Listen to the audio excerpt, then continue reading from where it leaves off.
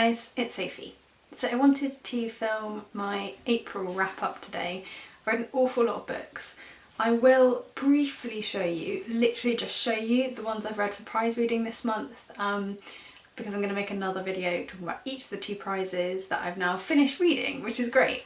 Consent, spoilers if you don't know, but Consent wasn't shortlisted for the Women's Prize, so I'm not going to read any more Women's Prize, and I've read all of the long list of the Dulac Prize. So I will be sharing my thoughts on both those prizes in the next two videos I put up. I'm also going to tell you my thoughts on the shortlists and my predicted winners from the shortlist in those other two videos, so keep an eye out for that. Actually, let me do that bit first. So the ones that I've read from the Women's Prize, which I hadn't already read, were Summer by Ali Smith, Unsettled Ground by Claire Fuller, and No One Is Talking About This by Patricia Lockwood. So that'll be my Women's Prize video. And then from the Dulac Prize, I have The First Woman, What's Left of Me Is Yours, A More Perfect Union, Are We Home Yet? Then three poetry collections, which were R.E. Desire, Antiemetic for Homesickness, and My Darlings from the Lions. So quite a big pile there for prize reading in April. As I say, full thoughts will be elsewhere on the internet, but I wanted to just show you for completeness. The first one I'm going to show I'm also going to do a separate video about, I'm pretty sure, which is The Dangers of Smoking in Bed. This is one of the books that was shortlisted for the Man Booker International.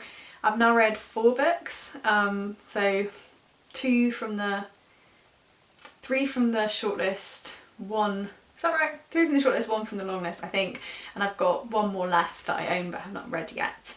I wanted to just briefly talk about this collection first. I really enjoyed this. I saw Jen talking about it on her channel as well, and it is a like horrid, dark little short story collection, ghostly and threatening and just dark and lovely. If you're into like dark stories, you'll definitely like this. I actually hadn't realised I'd read her before. She wrote Things We Lost in the Fire. I thought this was my first time reading her and it isn't.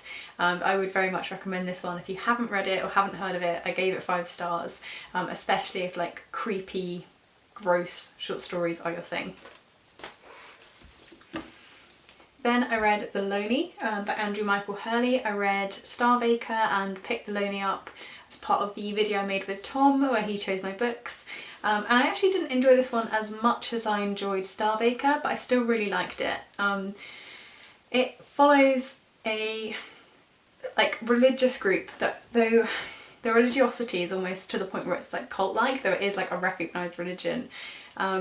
And they travel to this isolated area to undergo a special ritual every year to try and help one of the sons of one of the women in the congregation. It is like dark and wintry and countrysidey and nasty, so it definitely does fit that kind of like folk / rural horror, which I've been enjoying recently. But I think Starbaker just slightly eclipsed it in terms of which of the two I enjoyed most. The next one I was sent for review, and this is Long Live the Posthorn by Vigdis Hothgarth. I spoke about this one in a reading blog that may or may not be up yet, but this one is a very strange little novel, and I have to say I didn't love it. I really thought I was going to find more in it than I did, but it felt very like slow, I guess.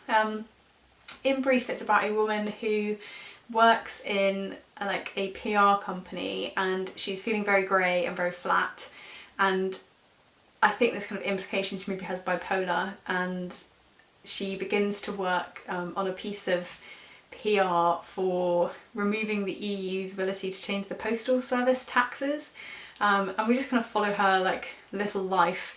It's very much in her head, which normally I quite like, but I didn't really get this one. I didn't feel like there was enough of the plot in there to pull me through. It was just kind of character study, which again, it depends, like it's very hit or miss with me with those, but that was Long Live the Posthorn. And then the rest that were non-prize reading were all non-fiction.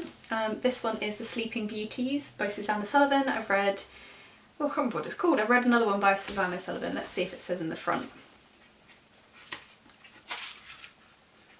yeah, so I've read It's All in Your Head, True Stories of Imaginary Illness, but I haven't read Brainstorm, which I probably would like because I really like both of her books.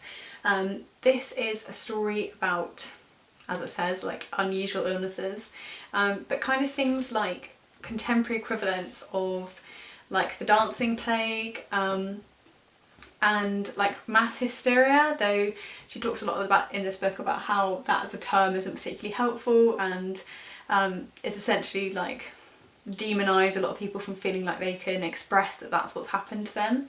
I really like her writing on like the brain and how it functions. Reminds me of Oliver Sacks a little bit, and if you like kind of unsolved mysteries vibes, I think The Sleeping Beauties is really interesting as a read to explore what goes on in people's heads. Next to you, I was also sent for review by Verso. The first I like very much. This is How to Blow Up a Pipeline by Andres Malm, and this is a story encouraging you to take more violent action in the climate movement. Whilst I don't think I'm the type of person who would take more violent action in the climate movement, I find these kind of like diatribe violence just to define, meaning in terms of like property damage, not people damage.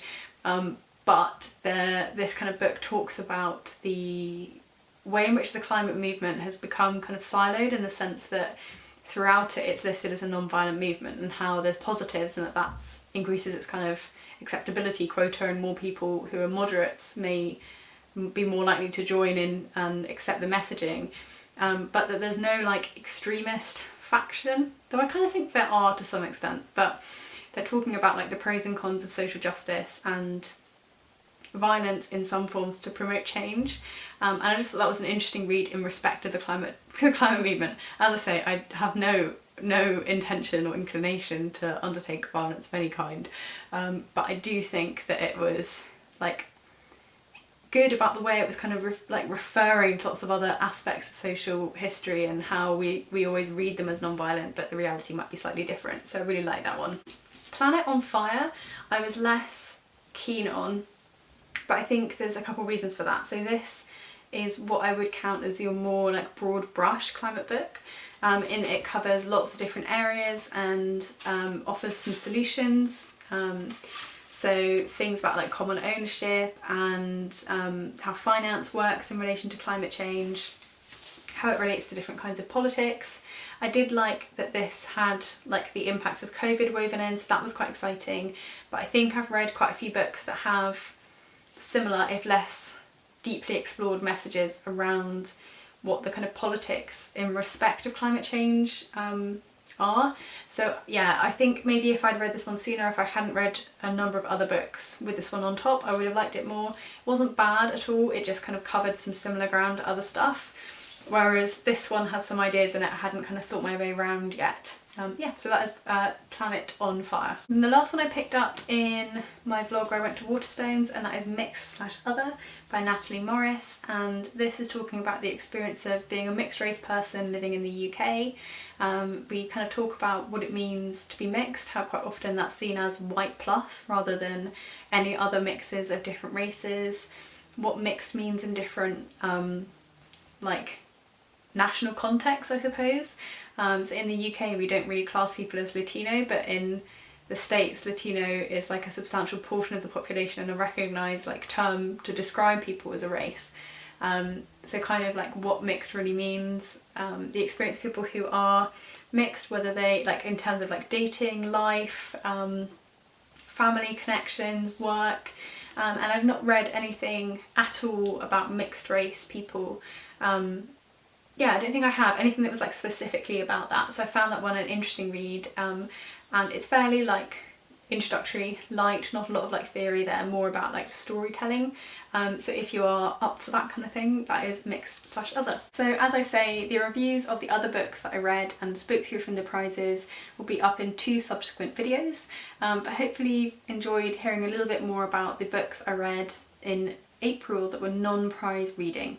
I'll see you guys again soon in my next video, and look after yourselves until then. Bye!